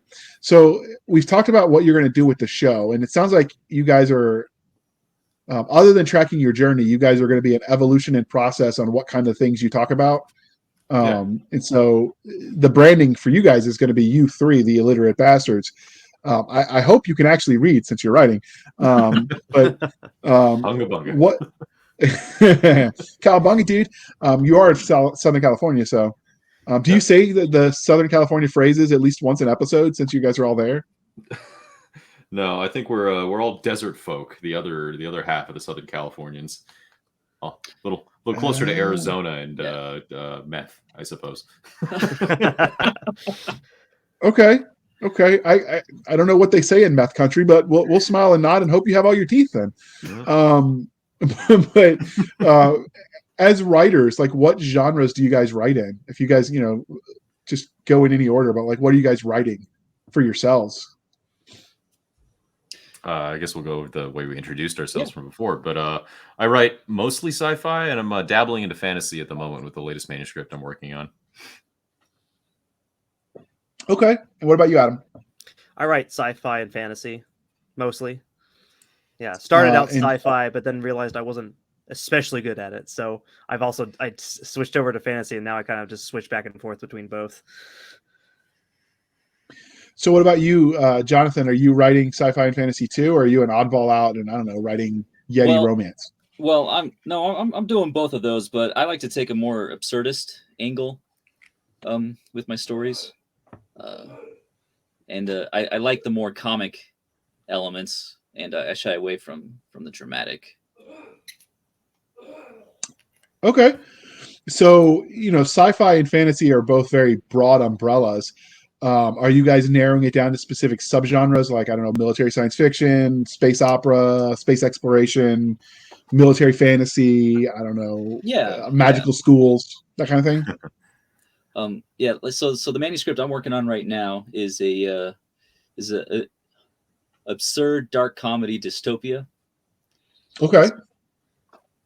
So the world has already been taken over, and the government is this corrupt evil entity, and this small band of pirates, kind of a la Treasure Island, are actually the good guys and not the bad guys, and they're just kind of going around trying to fix the world. But since they're such a small party, there isn't a whole lot they can do until things go out of control and blah blah blah. But Okay. Yeah. What about you, Adam? Going back up in reverse order, what subgenres in the sci-fi and fantasy are you focusing on? So I really like the exploratory sci-fi because I kind of grew up with that, especially with Jules Verne's 20,000 Leagues. I really have always enjoyed like Star Trek. I grew up watching Star Trek with my dad, so the sort of seeing people explore space and going down to new worlds and finding strange and bizarre things afoot is always going to intrigue me. So I'm dabbling in that. Fantasy wise, I very am fascinated by the sort of urban fantasy. So like the effect of magic on a modern world or a technological world. So that's cool. What about you, Adam? Excuse me. What about you, Matt? On the sci-fi side of the house, I tend to lean more towards like classic noir, or well, neo-noir, I suppose, a la Blade Runner, or like hard-boiled stories. And so it's not necessarily about the mystery, but the people interacting in it. Because I'm a big fan, I was raised on heroic bloodshed movies out of Hong Kong. So stuff directed by John Woo, like The Killer or Hard-Boiled, A Better Tomorrow, those kind of things. And then on the fantasy side, I tend to use fantasy more as like the playground, where it's just like a series of gimmicks being slammed together. And so for this like latest manuscript that I'm working on, I wanted to have interwoven heist stories that just lead from just a regular old heist to like a guy knocking over what's essentially a 7-Eleven, all the way up to like stealing the throne of God, which we've talked about quite a bit in our writer meetups. Okay, those all sound interesting. I one thing that I'm disappointed is there's not enough people when they write the space explorations that have the landing crew, because it's essentially what you're looking at is Space Marines try to fornicate with the humanoid aliens. Because let's face it, that's going to happen. Like there's going to be some lonely Marine who's been like, man, I haven't seen an Earthling in woman in like 12 light years, and I'm just telling you that green skin little thing over there is starting to look pretty good. Knowing real service members, if there was just a gooey hole with tentacles, they would try it. Yeah, there's Mark Wayne McGinnis did it in his I want to say it was his Junkyard Spaceship series, where they went in one of the dimensions they went into in that book. They actually had one of the males actually get impregnated by one of the aliens because biology works differently for them, and just he didn't elaborate because it went. Have you seen Spaceballs?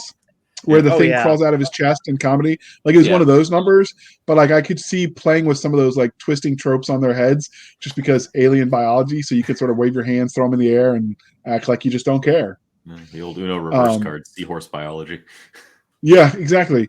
And so there's so much room for that, but nobody ever does it. It's I don't know if they're afraid or it's just maybe my sense of humor was warped by the Army and nobody else thinks that's amusing. Yeah. Or maybe you're just reading the wrong genre of fiction. Maybe. If that happens, do you collect BAH? Yeah.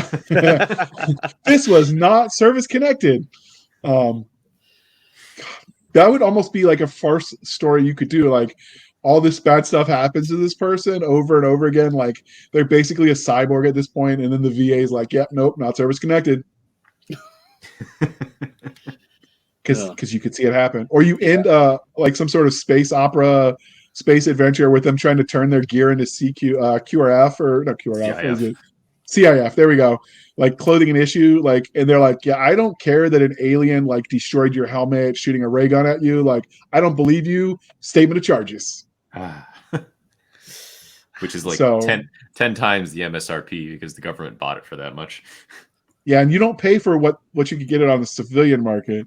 You've got to pay what they pay for it. Plot twist: go to the local Army Navy surplus store and buy what's missing because it's cheaper for you people. That's good life advice. However, don't buy any sensitive items like night vision or plate carriers or stuff like that because that's a CID sting. Yeah, and if you lost those, you're pretty much effed already. So just bend over and kiss your keister goodbye because, yeah, they're going to get you. Long arm of the law. They do the same thing, and I live in a Navy town, so like if you're selling the wrong kinds of metal scraps, like, and they're willing to buy it, yeah, that's Navy sting as well, Navy CID, because you're not supposed to be able to take that out of the trash cans there, because it's I don't know why, but somebody tried it. It made the local news a couple years ago, right before COVID hit. So yeah, when I first got to Fort Riley, there was a CID like looking for more information up, but they shut down 4th Brigade over there. And they had lost a couple 320 launchers and a 240 Bravo. Oh, good God. How did that happen? They were shutting down the entire brigade. So it ended up in like that gray area when they were decommissioning all the brigades and moving everything from it to other places. I think they finally found at least 2 or 3 of those things under a bridge somewhere. Someone was legitimately trying to move it and take it home. I mean, I can respect the grift. Oh, yeah. I mean, if I could have taken my rifle home, I would have. So since we talked about writing, and we normally would end the podcast with this as one of the topics for the writers. So you guys obviously write aliens and magical creatures if you're writing sci-fi and fantasy. So when creating them, how do you do it? Do you let nightmares inspire you? Do you let Mother Nature, legends, myths, lore? Like what's your inspiration when you create these fictional beings? Matt? A lot of the time I'm I obsess over a single topic, and that usually expands out from itself. So usually the characters themselves are usually obsessed with something just because that's how my brain works. And also like cryptic symbolism in my dreams. Same as the actual, the title of our podcast, yet another writing podcast, came from Yop, which is the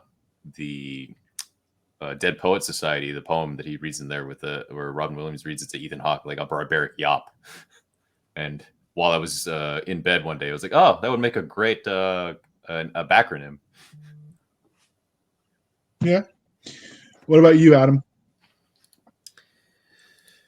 For aliens and stuff, it's a little mixed up. Some of it's from nightmares, and some of it's from like mythology that I kind of picked up from books and movies I consumed growing up.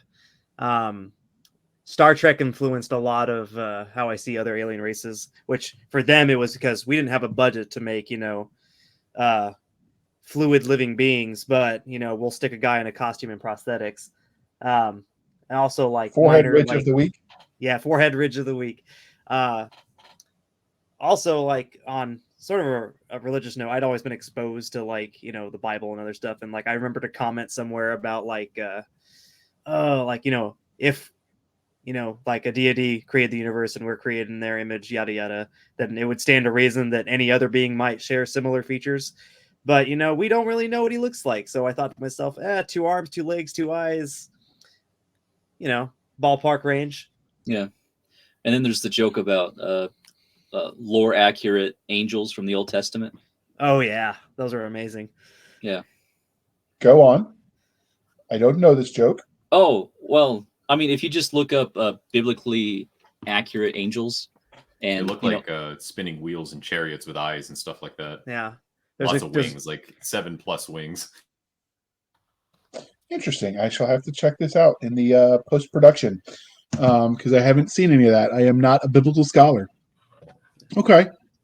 What about you, Jonathan? What's your modus operandi when you're creating these fictional beings? Yeah. So I have pretty vivid dreams fairly often, so I'll write them down and such. But recently I just wrote a horror story, short story, and like I was talking about how in high school and such I would just tell my stories. So that's kind of how I do it today. I was soundboarding with my sister, and I was just describing, hey, wouldn't it be cool if this, and this, and then as I just keep talking about it, it would morph and morph and morph until it distills into something that I'm happy with. So like I started with a ripoff of a Wendigo, and then it was like, no, I don't want to do that. And so I changed it from a deer skull to a jackal skull, and I gave it some some stupidly long claws, and then I gave it a superpower that really I was just asking, like, what would be like not just physically horrific, but philosophically horrific, blah blah blah. Anyway, so short answer is I just talk it out usually, and after soundboarding for a while, I'll finally distill something that I like. Okay, all right. So since this is a podcast about your podcast is about writing, but most writers I know, I've never met a single writer that wasn't also a reader. What are you guys reading right now? Well, Hyperion.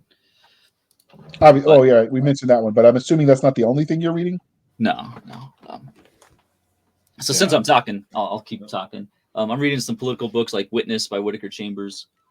But then I was also listening to I forgot the name of the series. Here, someone else go while I remember. Hyperion. So I'm actually probably the furthest along in our group right now. I've got to the 3rd out of 4 books. I've also got Dahlgren by Samuel R. Delany in the pipe. That one's extremely literary. He does some stuff with the prose that's extremely like lurid, and like when you say it out loud, it actually does. It has a certain texture to it. Otherwise, I've been kind of dabbling in a nonfiction on the side of exercise. Been doing Becoming the Supple Leopard, which is a book on stretching and just getting better mobility, and Overcoming Gravity, which is about body weight fitness. Okay. And what about you, Adam? I don't think you've gone yet. I've been reading Hyperion, but on the side, I've been reading some sci-fi, some nonfiction.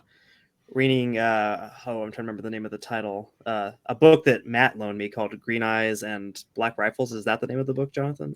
I mean, Matt? Yeah, it's Green Eyes and Black Rifles by Sergeant Major Kyle Lamb. Yeah. He was one of the ODA operators over in Somalia when that all went down. Yeah. Thank you. So it's his autobiography of his time in Somalia? No, it's actually an instructional book on how to use your rifle. Oh, okay. Yeah. In line with Don't us, forget to breathe. Yeah, and in line with us, like talking about bringing on people onto our podcast to interview them, like also just doing, some research to know how like certain things work out in the field for writing purposes. Oh, okay. That's smart. All right. So I'm all over the place with reading, but mostly it's been books on canning, like how to do it better, how to store it, homesteading skills. Because in my dream world, I sell a bazillion books so I can buy a homestead out in BF nowhere that somehow will also, because reasons, have internet. Starlink is a thing now. Yeah, I've had enough peopling in my life, and I'm ready just to go off and be a hermit in the woods. John Rambo had it right? Just build your hut in the woods and do your thing, and just let the world do what the world's going to do. Yeah. My therapist would call that a bad coping strategy, but what does she know? So yeah, that's what I've been reading, a lot of skill books, and I think if you're going to write fantasy, some of those homesteading type books could be useful to you, because that's the one thing modern writers might not realize is some of those little tricks, and then they'll regurgitate.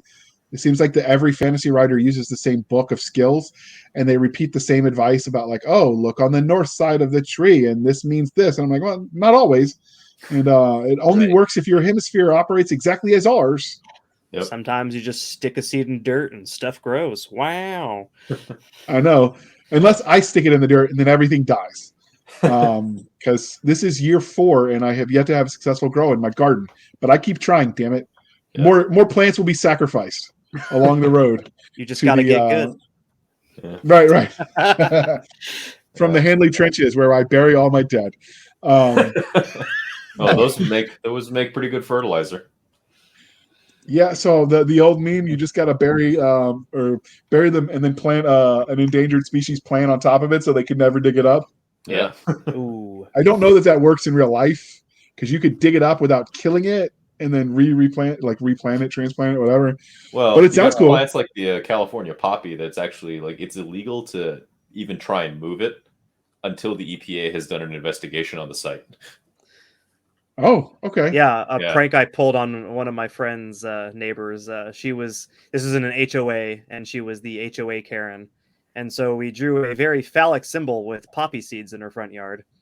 And as far as I know, it's still there to this day. That was like in high school, which was like years ago. That is But yeah. gloriously evil, and I'm here for it. Yeah, and because the poppies bloom every so often, there's this big bright orange phallic shape in her yard. So yeah, no, every time I call my friend, it's like, hey, is it still there? He's like, yeah, it's still there. You should get pictures of it for reasons. Yeah. In bloom, of course. Right. When the phallic object is happy to see you. When they're getting good. I couldn't resist. You know, the infantry in me said I had to make that joke. Yeah.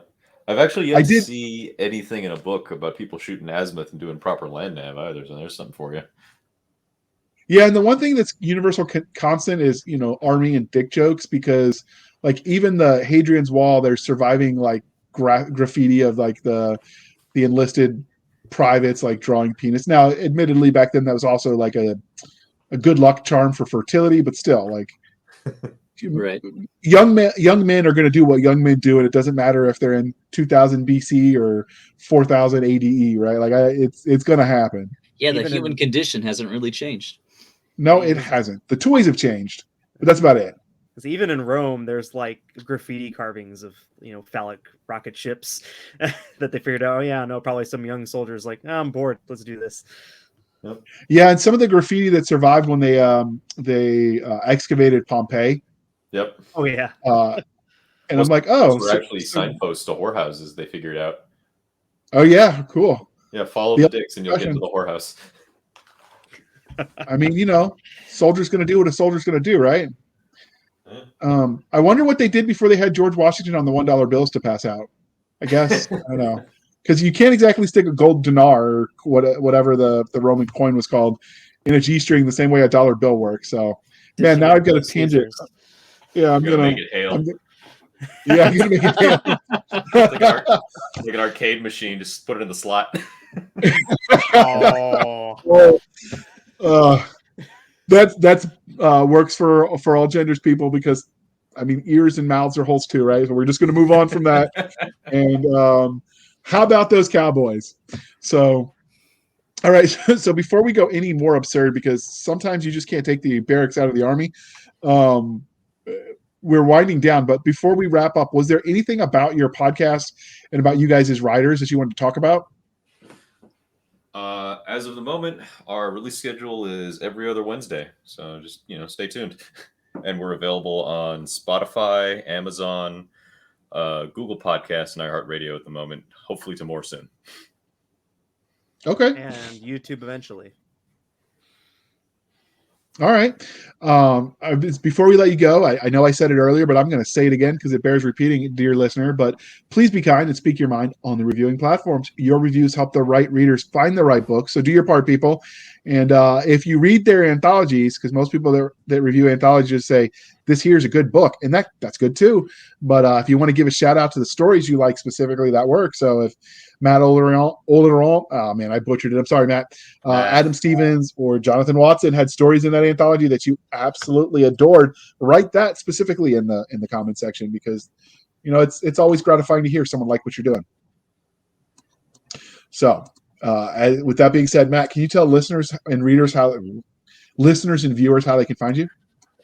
Yeah, I have an Amazon author page by a much easier to spell name. You can find me at the Amazon / Kilroy Higgins, KILROYHIGGINS.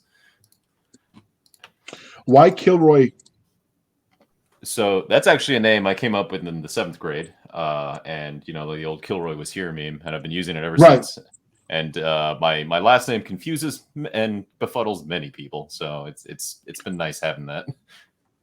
So you obviously publish under Matt because I know I published you, but so your actual KDP account is the Kilroy Higgins.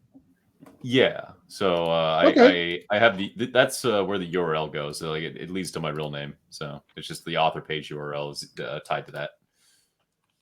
Nice. Yeah. I thought your last name was French, so I tried to do the Frenchy French pronunciation, but I'm horrible at pronouncing anyway. Yeah. I get a get out of jail free card because I'm hard of hearing after so many explosions and head injuries that I can pretend like, oh, talking to my good ear, the war, right? What? Uh-huh. Because I know some people get offended when you mispronounce their name, and I get it. Like, you don't know how many times that they made jokes about self-gratification when my last name is Handley in the Army, but yeah, I was Corporal O. That was on active duty. Yeah, I it. can see that. I can see that. So for people that want to try sounding along with their friends, how do you pronounce it one more time? It's Olaranot. Okay, I wasn't even close. Not even the same zip code. All right, what about you, Adam? How can listeners and viewers find you? I am on Amazon. You can find me at amazon.com/author/AM Stevens. I also am on Facebook, have an author page there, and that is www.facebook.com/author.am Stevens. Nice. And obviously, yet another writing podcast as the way to find you guys as well. And what about you, Jonathan? How can listeners and viewers find you as well? Amazon author page, amazon.com/author/jonathan.watson. So you guys haven't set up your own personal websites yet? No, not yet. Pending. Still new to the scene. That's fair. So you can find us on Twitter at twitter.com/SF_fantasy_show, Sierra Foxtrot _fantasy_show. You can email us at blastersandbladespodcast@gmail.com. Again, blastersandbladespodcast@gmail.com. We have a Facebook group where all the shenanigans happen at facebook.com/groups/Blasters and Blades Podcast. Again, /groups/Blasters and Blades Podcast, where you can discuss things, talk about interviews that we've did, talk about interviews you want us to do, books you want us to review, movies you want us to look at. Like, we're open to suggestions. We're here for you, dear listener, dear viewer. So if you got ideas, shoot us a line. We're aiming to do more fireside chats in season 3. So if there are topics you want us to ramble about and pretend we know what we're talking about, just hit us up there too as well. We have a website over at anchor.fm/blasters tech blades. Again, anchor.fm/blasters-and-blades, where for as little as 99 cents a month, you can help keep the lights on. Or you can support the show more directly over at buymeacoffee.com/author J.R. Handley. Again, buymeacoffee.com/author J.R. Handley. Be sure to put in the comment section that is for the podcast, and I promise I will keep my co-hosts, Doc Cisca and Nick Garber, duly caffeinated. They will drink until coffee pours out of their eyeballs. That's how much coffee they will drink, people. I'm not sure what that would look like, but if it happens, we'll film it. And with that being said, thank you for spending some of your precious time with us. For the absentee Nick Garber and Doc Cisca, I am J.R. Handley, and this was the Blasters and Blades podcast. We'll be back next week at the same time, where we'll indulge our love of nerd culture, cheesy jokes, and all things that go boom. So I know it was a long one. I didn't plan on 2 hours, but I'll take it. It was fun. So thank you guys for coming on. Yeah. It was a pleasure. All right, and we're definitely willing to have you guys back, talk about various things. If we got fireside chats coming up, if you want to suggest topics for fireside chats that are more reader consumer focused, we definitely would love to have you, because we're always looking for new ideas. Yeah, sounds good. Thanks, man. All right, and it's